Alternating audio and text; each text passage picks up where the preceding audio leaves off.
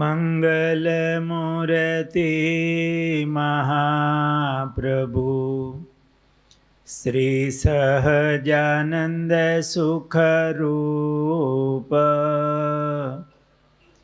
ભક્તિ ધર્મા સુત શ્રી હરિ સમરું સદાય અનુપ. બોલો સ્વામિનારાયણ ભગવાનની જય. એક રહે છે પ્રભુજી પાસ, સર્વે તોડી જગતની આશ. એહ સાંખ્ય યોગી સહુજન, ભાવે કરે હરિનું ભજન. કહું પ્રભુ તણા પાર્ષદ, જેને કામ ક્રોધ નહીં મદ.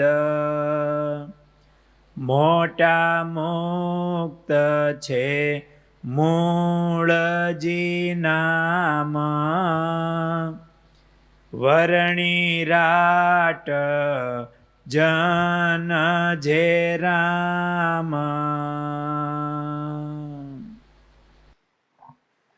એકવાર મહારાજ મૂળજી બ્રહ્મચારી સાથે ગઢપુરથી કચ્છમાં વાંઢિયા ગામ જતા હતા. આ ગામના પાંચા નામના બ્રાહ્મણ અને એમની પત્ની એ બ્રહ્મચર્ય પાળતા ભગવાન મેળવવા માટે, અને 7 જન્મથી બ્રહ્મચર્ય પાળતા આવતા હતા. પાછા બીજા જન્મમાં એ જ પતિ પત્ની થાય અને બ્રહ્મચર્ય વ્રત પાળે. એને દર્શન દેવા મહારાજ જતા હતા. આવા ભક્તો હોય એને ભગવાન સામેથી દર્શન દેવા માટે જાય.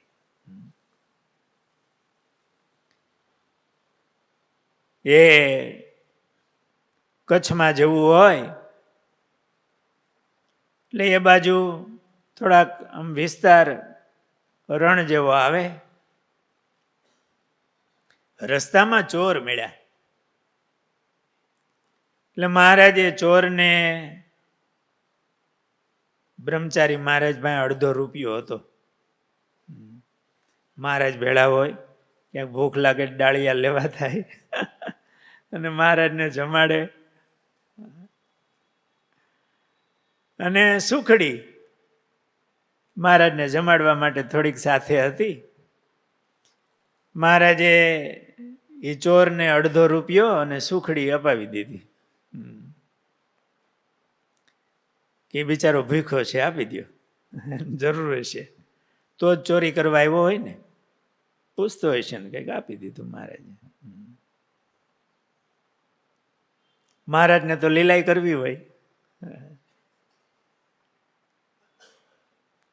આગળ ચાલતા રસ્તામાં મહારાજને ભૂખ લાગી. મહારાજે બ્રહ્મચારી પાસે ખાવાનું માંગ્યું, એમને ભૂખ લાગી છે, ખાવાનું આપો. બ્રહ્મચારી મહારાજ કે હું મારે આપવું તમને?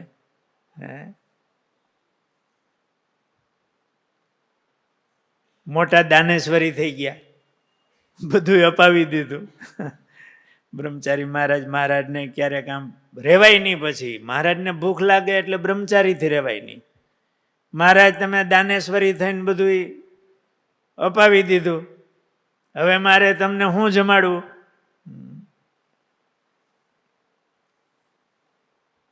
મહારાજ તો ત્યાં જ બેસી ગયા. મહારાજ કે હવે અમારાથી હલાય એમ જ નથી, ભૂખ એટલી લાગી છે કે હવે હલાશે નહીં. ગ્લુકોઝ બધું ખૂટી ગયું છે. એક તો ભૂખા અને હૈલા બહુ.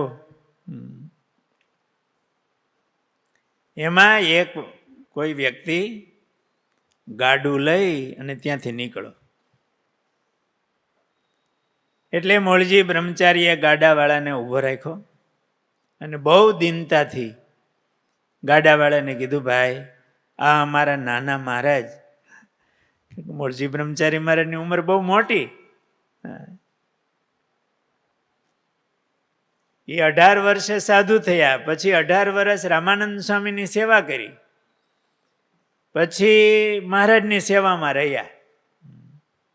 એટલે મહારાજથી આશરે 18 વર્ષ મોટા બ્રહ્મચારી મહારાજ.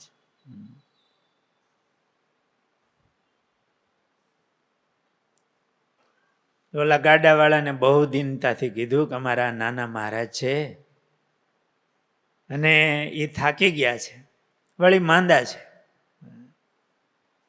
તો તમે એને ગાડામાં બેહારો તો સારું. એટલે બ્રહ્મચારીના દીન વચન સાંભળી અને ગાડાવાળાએ મહારાજને પોતાના ગાડામાં બેસાડ્યા. ગાડું હાલતું થયું. બ્રહ્મચારી મહારાજ પાછળ લાવે, ગાડું ઉતાવળું હાલે, બ્રહ્મચારી મહારાજ થોડાક વાહે રહી ગયા.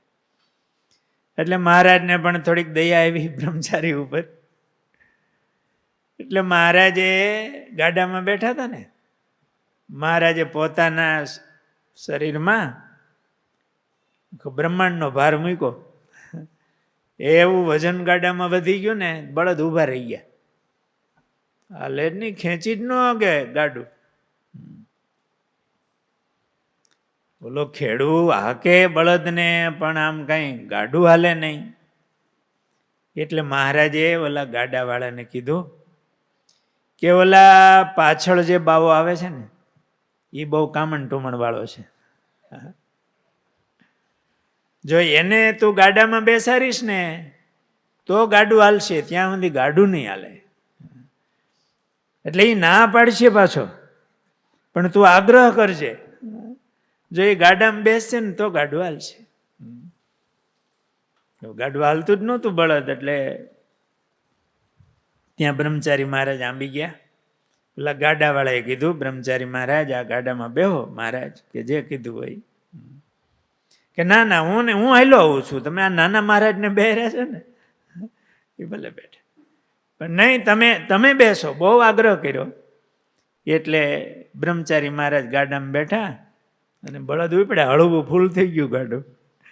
મહારાજની લીલા છે. અણિમાદિક અષ્ટ સિદ્ધિ, એ બધા તો મહારાજની શક્તિઓ છે. આમાં બીજો ભાવ છે કે વજન વધારવો, હળવા ફૂલ થવું, નાનું થવું, મોટું થવું, એ તો એક યોગીમાં પણ હોય. અને મહારાજ તો યોગીરાજ છે, યોગેશ્વર છે. એનામાં આશ્ચર્ય હોય, એમાં શું કહેવું. પછી ગાડું ચાલતું થયું.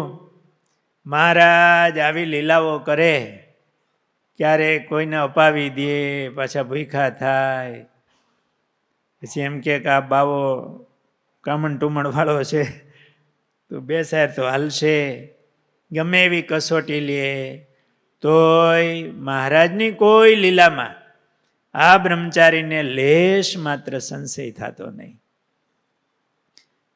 અને મહારાજમાં અપાર હેત, મહારાજમાં એવી એકતા હતી બ્રહ્મચારી મહારાજને.